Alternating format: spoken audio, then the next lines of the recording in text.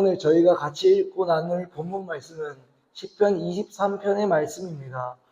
교회를 다녔다고 하고 그리스도인들이라고 한다면 누구나 한 번은 들어봤고 한 번은 읽어봤을 내용일 것입니다. 여호와는 나의 목자시니 내게 부족함이 없다 라고 시작하는 이 시편 23편의 내용을 성령님의 인도하심과 주님의 은혜로 깨닫게 되고 진리만 더욱 알아져가게 되기를 간절히 소망합니다. 시편 23편의 내용은 양치기와 왕으로 살았던 다윗이 자신의 삶의 경험을 통해 알게 되고 경험한 하나님을 고백한 시입니다. 다윗은 양치기와 왕이 되기 전 도망자와 미치광이로 살았던 시절은 물론 왕이 돼서 쭉 살아왔던 수많은 삶의 경험과 상황들을 통해 하나님을 더욱 알아가게 되었고 하나님의 뜻과 일하심 등을 경험하였습니다. 그것을 통해 그는 오늘의 교회들이 고백하고 있고 잘 알고 있으며 설교 본문으로 많이 초이스하는 이 시편 23편을 하나님 앞에 올려드리고 자신의 신앙을 담대히 고백하였습니다. 여호와는 나의 목자시니 내게 부족함이 없으리로다. 그가 나를 푸른 풀밭에 누이시며 쉴만한 물가로 인도하시는 도다. 다윗에게 하나님은 목자 그 자체였습니다. 다윗 자신은 오늘 본문 속에는 등장하지 않지만 자신의 어릴 적 경험을 토대로 해서 목자를 인용하여 하나님을 고백하였다면 자신은 양이라고 생각했을 것입니다. 하나님은 목자, 자신은 양. 이렇게 다윗은 하나님이 자신과 같은 양을 푸른 풀밭과 쉴만한 물가로 인도하셨음을 믿고 고백하였습니다. 그리고 자신의 영혼을 소생시키시고 목자 자기 이름을 위하여 하나님 자신의 이름을 위하여 의의 길로 친히 인도하셨음도 다윗은 고백하였습니다. 여기서 끝이 아니고 자신이 사망의 음침한 골짜기와 원수의 목전에 있을 때도 목자 되신 하나님은 자신과 함께 있어서 지팡이와 막대기로 자신을 인도하시고 상을 차리고 기름을 부어주셔서 자신의 잔이 넘치는 은혜를 베풀어 주셨기 때문에 자신이 해를 두려워하지 않았음도 다윗은 오늘 본문 가운데서 고백하였습니다. 그러면서 다윗은 자신의 인생의 절반이나 대부분이 아닌 자신의 인생의 전부, 평생에 걸쳐서 하나님의 선하심과 그의 인자하심이 반드시 자신을 따라온다고 고백하였습니다. 하나님의 선하심과 인자하심이 반드시 자신을 따라오기 때문에 자신이 여호와의 집에서 영원히 살게 되는 큰 축복을 받았음도 그는 고백하였습니다. 다윗은 자신의 인생 전체에 걸쳐 하나님의 선하심과 인자하심을 경험하였고 그에게 있어 하나님은 그렇기에 목자 그 자체였습니다. 양과 같은 자신과 항상 함께 하셔서 친히 사망의 음침한 골짜기와 원수의 목전에서 인도하셨고 거기서 더 나아가서 자신의 영혼을 소생시키시고 푸른 풀밭과 쉴만한 물가 의의 길로 인도하셨으니 그에게 하나님은 전부였고 의지하고 신뢰할 수밖에 없는 분이셨습니다. 시편 23편을 읽고 묵상을 하다 보면 늘 많은 생각이 개인적으로 들게 되는 것 같습니다. 다윗에게 하나님은 목자였는데 나에게도 하나님은 목자였는가? 나에게 하나님은 어떤 분이신가? 항상 시편 23편이나 다른 성경 말씀들을 읽을 때 질문을 하고 궁금증을 가지게 되는 부분인 것 같습니다. 하지만 곰곰이 생각해 보게 되면 저에게도 하나님은 목자셨고 지금도 목자로서 함께 하시면서 늘 의의 길로 생명의 길로 이끌고 가고 계시는구나 라는 생각이 들게 되어 감사하고 경외하는 마음으로 하나님을 의지하면서 잘 이끌려가고 있는 것도 같습니다. 그러면 여기서 한 가지 물음이 생기게 됩니다. 사랑하고 존경하는 여러분에게는 하나님이 어떤 분이십니까? 오늘 본문 속 다윗과 같이 인생 전체에 걸쳐 경험하고 깨닫게 되어 하나님을 목자라고 고백하고 의지하고 계십니까? 아니면 하나님을 그저 우상이나 도구로 보고 하나님이 아닌 내가 주인공, 그 목자가 되어 하나님을 이끌고 가고 계십니까? 예전 새벽 기도 때 한번 말씀드린 적이 있었는데 어느 한 교회에서 많은 성도들이 함께 하나님께 예배를 드리게 되는 시간이 있었습니다. 이번 이 교회 예배의 순서에는 한 20대 정도 되는 청년이 오늘 저희가 같이 읽고 나누고 있는 이 시편 23편을 암송하는 시간이 있었습니다. 그래서 그 청년은 예배 순서에 맞게 시편 23편을 1절부터 6절까지 멋지게 자신이 외운 대로 암송을 줄줄 하게 되었고 6절이 끝났을 때는 함께 예배드린 많은 성도들과 교육자분들에게 뜨거운 박수와 환호를 받게 되었습니다. 그렇게 청년의 암송 순서가 끝나고 다른 예배 순서대로 예배가 진행되려고 할 때 교회의 맨 뒤에서 혼자 앉아서 예배를 드리고 계시던 어느 늙어 보이는 한 할아버지께서 갑자기 손을 번쩍 들고 자신도 시편 23편을 앞에 나가서 암송할 수 있겠냐고 예배의 사회를 담당하던 교육자에게 말을 하였습니다. 교육자는 나쁜 짓을 하는 것도 아니니 앞에 나와서 하시라고 하였고 그 할아버지도 교육자분들과 많은 성도들 앞에서 좀 전에 청년이 암송하였던 시편 23편을 1절부터 6절까지 암송하였습니다. 여호와는 나의 목자시니 내게 부족함이 없으리로다 부터 시작해서 내가 여호와의 집에 영원히 살리로다로 할아버지도 좀 전에 청년과 같이 안 틀리고 멋지게 잘 끝을 내었습니다. 하지만 좀 전에 청년이 받은 환호와 뜨거운 박수 소리와는 다르게 할아버지의 시편 23편 암송은 예배당의 분위기를 달라지게 하였습니다. 할아버지가 시편 23편을 암송을 할 때 어느 성도분들의 눈에는 눈물이 맺히거나 맺혀있던 눈물이 한 방울 한 방울 떨어지고 있었고 어느 성도분들은 그 할아버지의 말씀 암송을 곰곰이 묵상하면서 듣고 어느 성도분들은 그 할아버지가 말하는 말에 큰 충격을 받아 앉은 자리에서도 휘청휘청하게 되고 이렇게 할아버지의 암송은 사람들에게 뜨거운 박수나 환호와 격려 어린 칭찬이 아니라 예배당에서 함께 예배를 드리는 많은 성도들의 그 마음과 깊은 곳을 내리쳤고 눈에서는 눈물이 코에서는 콧물이 나와서 조용히 그 말씀을 음미하는 시간을 제공하였습니다. 20대 청년은 시편 23편 말씀 내용을 알았습니다. 하지만 어느 한 늙었고 아무도 거들떠보지도 않고 같이 예배를 드리는 사람이 맞는지 어디서 왔는지 모르는 한 할아버지는 시편 23편에서 다윗이 고백한 목자 대신 하나님을 알았습니다. 둘 다 시편 23편의 내용을 알았지만 그 내용에서 말하고 있는 하나님을 아는 방식은 달랐습니다. 저와 같이 피가 계속 끓어오르고 혈기가 왕성하여 밖에서 놀거나 뛰어다니는 게 행복한 청년들은 시편 23편과 같은 내용을 그냥 좋다 생각하고 암송이 있고 이러면 아무 생각 없이 외우거나 합니다.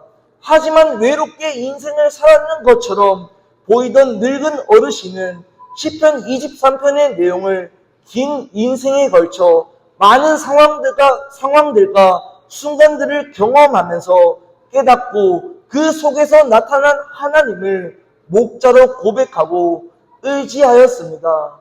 지금 저와 여러분들은 어떻습니까? 인생에 걸쳐 하나님을 목자로 고백하고 자신을 양으로 생각하여 그분만을 의지하고 계십니까? 잘 생각하고 고민해봐야 되는 일이라고 저는 생각합니다. 오늘 시편 23편에서 다윗이 고백한 내용은 다윗이 왕으로서 평탄할 때 나온 단순한 고백이 아닙니다. 그가 양치기 때부터 무수히 많은 일들, 원수들로부터 죽을 위협, 배신을 당하고 절망 가운데로 걸어다니던 시절, 전쟁이나 심지어 자식들로부터 죽을 뻔한 일 등을 많은 인생의 고초를 경험하고 난 뒤에 나온 고백이고 하나님입니다. 목자 되신 하나님은 푸른 초장가, 쉴만한 물가만 인도한 것이 아닙니다. 오늘 본문 4절 5절에서 볼 수 있듯이 사망의 음침한 골짜기나 원수의 목전도 허락하시고 인도하셨습니다. 오늘 본문에서 볼 수 있지 않습니까? 목자 되신 하나님은 그저 평탄하고 행복하고 안락한 삶을 살 때만 고백되어지고 의지할 뿐이 아니라는 것을 아는 게 아니라는 겁니다. 목자 그 자체이신 하나님 예수 그리스도는 언제 어디서나 저희와 함께 하셔서 세상 끝날까지 쭉 인도하신다는 것입니다. 행복할 때도 슬플 때도 힘이 들 때도 힘이 안 들 때도 무슨 상황과 연단이나 고통받는 가운데서도 목자 되신 주님은 저희들과 함께 하셔서 저희들을 그런 상황과 순간들 속에서 인도하시고 때로는 그런 것들 속으로 이끌고 가십니다. 그러면서 저희들을 늘 생명으로 인도하십니다. 다윗은 어릴 적에 양치기를 하였다고 말씀드렸습니다. 양치기를 하면서 수많은 양을 보살피고 먹이고 길렀을 것인데 양의 특징을 보면 저희가 아는 거랑 좀 다를 때도 참 많습니다. 양들을 보면 스스로 길을 잘 찾지 못한다고 합니다. 쉽게 이야기 드리면 방향을 잘 잡는 동물이 아니라는 겁니다. 그래서 양을 잘 보면 길을 쉽게 잃어버리고 길을 헤매게 되면 안전한 길로 스스로 잘 찾아오기 어렵다고 합니다. 그리고 눈도 꽤 어두워서 바로 앞에 있는 사물도 좀 이따가 알아볼 정도라고 합니다. 그래서 양을 기를 때는 항상 울타리 아니나 목자가 반드시 있어야 한다고 합니다. 그리고 매우 연약해서 늑대나 이리와 같은 야생 동물들이 잡아먹거나 공격하려고 할 때도 방어도 잘 못하고 이기지도 잘 못한다고 합니다. 다윗도 이런 양의 특징들을 몇 년 동안 양치기로서 수많은 양을 기르고 보살폈을 때 몰랐겠습니까? 다 알았을 것입니다. 이런 양들을 인도하고 보살피고 길렀을 때는 몰랐지만 자신이 인생의 전성기가 지나고 많은 상황과 순간들을 경험하여서 인생을 돌아보는 순간이 찾아왔을 때 이런 양의 모습과 그런 양을 기르고 보살피는 목자의 모습을 자신과 하나님으로 생각했지 않았겠습니까? 아, 나는 양이고 하나님은 목자시구나. 내가 나를 봐도 정말 양들과 같이 시력이 나빠서 올바르게 길을 못 걷고 항상 막다른 길, 낭떠러지와 같은 위험한 길로만 걸어가고 있는데 목자 되신 하나님께서 나 같은 시력 나쁜 양을 안전한 곳으로 올바른 길로 인도하시는구나. 나는 목자 없이는 살 수 없는 존재, 늑대나 이리와 같은 존재들로부터 위협 속에 있는 존재구나. 그래서 지치고 힘이 드는 존재구나. 그렇기에 목자로부터 보호받아야 되는 존재구나를 알았지 않았겠습니까?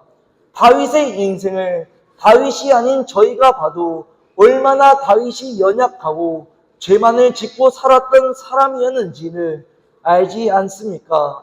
다윗은 양과 같은 존재였습니다. 하지만 그런 양과 같은 다윗을 하나님께서는 친히 의의 길로 이끌고 가셨습니다. 다윗을 위해, 아니 하나님 자신의 이름을 위해서입니다. 하나님의 영광을 위해 창조된 다윗을 하나님께서는 자신의 이름을 위해 그를 이끌어 가셔서 하나님의 이름을 영화롭게 하셨고 영광 받도록 하셨습니다. 다윗뿐만 아니라 성경에 나오는 수많은 하나님의 사람들이 다 그러하였습니다.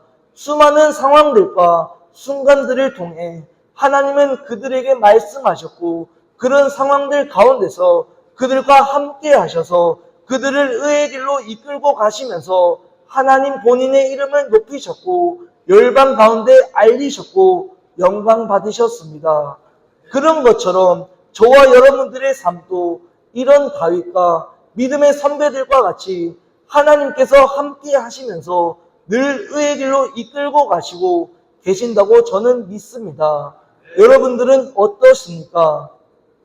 그리고 오늘 설교 준비를 하다가 생각이 난 게 있는데 오늘 본문에 나오는 막대기와 지팡이를 살펴보면 막대기와 지팡이를 가지고 양을 보호하고 인도하는 역할을 한다고 생각합니다. 하지만 그걸 가지고 어떻게 양들을 인도하고 보호하는지는 생각하지를 잘 못하는 것 같습니다. 단순히 이리와 늑대가 왔을 때 그것들을 때리고 하면서 쫓아내어서 양을 보호한다고 생각이 들지만 그것도 있지만 양이 목자가 이끄는 길이 아니라 다른 길로 마음대로 걸어갈 때 목자는 양을 올바른 길로 이끌기 위해 손에 가지고 있던 지팡이나 막대기로 양을 막 때립니다. 그러면서 내 말을 듣도록 양이 그 길을 벗어나서 올바른 길로 다시 걷도록 만듭니다. 그렇지 않으면 그 양이 그 길을 따라 낭떠러지에서 죽거나 막다른 길이나 길을 헤매어 다른 야생동물한테 잡아먹히거나 어떤 상황들을 통해 죽을 수 있기 때문에 목자는 이런 방법을 통해 양을 이끌어가기도 합니다. 부모도 목자와 마찬가지입니다. 물론 저는 결혼을 안 해서 잘 모르지만 자식이 다른 길, 올바르지 않는 길이나 정도를 벗어나 나쁜 길로 갈 때 어느 부모가 그것을 지켜보겠습니까? 인생의 선배이자 그 자식의 부모로서 그 길로 가면 어떤 결과가 초래되고 그 자식에게 어떤 영향이 갈지 잘 알기 때문에 그 자식을 다시 올바른 길로, 좋은 길로 인도하려고 하지 않겠습니까? 그 과정에서 사랑의 매가 탄생한 게 아니겠습니까? 이런 목자와 부모처럼 하나님도 똑같습니다. 양과 같이 연약하고 자기 고집이 센 저와 여러분들, 많은 그리스도인들이 자기 마음대로 생각하고 걸어가고 하나님을 떠나 다른 것들을 의지하고 믿을 때 하나님께서는 목자와 부모와 같이 사랑으로 올바른 길로 이끄십니다. 그것이 맞은 양이나 자식들이 볼 때는 고통이자 상처일 수 있지만 지나고 나면 그것이 사랑이라는 것을 깨닫는 것처럼 오늘 본문의 다윗도 하나님의 사랑을 고백하였습니다. 저와 여러분들도 다윗과 같이 하나님의 선하심과 그의 인자하심을 고백하고 의지하셨으면 좋겠습니다.